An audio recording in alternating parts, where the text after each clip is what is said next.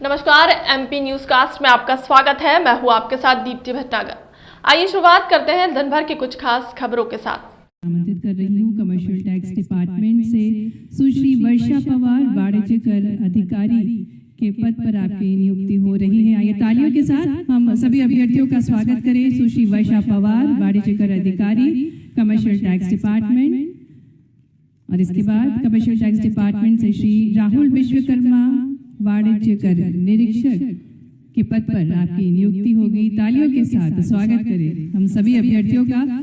Commercial tax department से Shri Rahul Vishwakarma.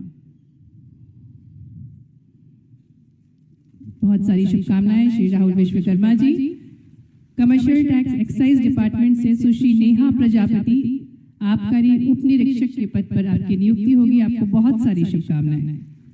Commercial tax registration department से सुश्री प्रियंका साहू, जिला पंजीयक पद पर आपकी नियुक्ति हो रही है। आपको बहुत सारी शुभकामनाएं। कमर्शियल टैक्स रजिस्ट्रेशन डिपार्टमेंट से श्री विमलेश ठाकुर, उप पंजीयक के पद पर आपकी नियुक्ति हो रही है। बहुत सारी शुभकामनाएं आपको।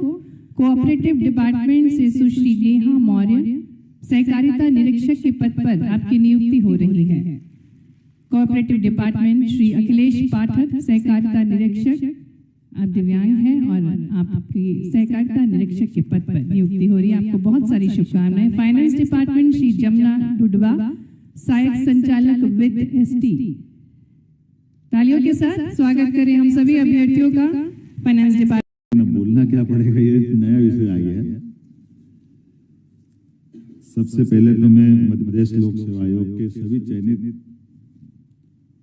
अभ्यर्थियों को मेरी अपनी ओर से बधाई और शुभकामना देता हूं। आप सबको आपके जीवन की नई शुरुआत हुई है, नई दिशा में आप बढ़े हैं और समूचा मंच, मैं पूरे मंच का भी अभिनंदन करना चाहूंगा। वर्षों की तपस्या आप लोगों ने की होगी, परिवार की आशा, अपेक्षा, आकांक्षाओं के बलबूते पर आप अपने अपने ढंग से आज इस मुकाम तक पहुंचे हैं। इसमें आपको संतोष भी है और भविष्य की संभावना भी है और मेरी शुभकामना भी है। और ये भी सुखद संयोग है, परमात्मा की दया है कि अयोध्या में अभी अभी भगवान की गर्भगृह में प्राण प्रतिष्ठा हुई।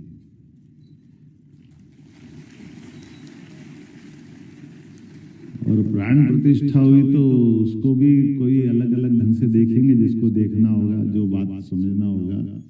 लेकिन हमारे लिए समझने की बात है, माननीय प्रधानमंत्री जी ने जो संबोधन हमको दिया है, उसके एक एक वाक्य को सुनोगे तो आपका ध्यान में आ जाएगा। सच्चे अर्थों में भगवान की प्राण प्रतिष्ठा के बाद एक तरह से देश के अंदर भी सुशासन की प्राण प्रतिष्ठा हुई, राम राज्य की तरफ बढ़ाया हुआ कदम भी हम मान सकते हैं। और ऐसे काल में भगवान राम को बहुत अलग अलग प्रकार से जाना जाता है, देखा जाता है। उनके अपने व्यक्तिगत जीवन के संबंधों के आधार पर उनका अलग चित्र बनता है।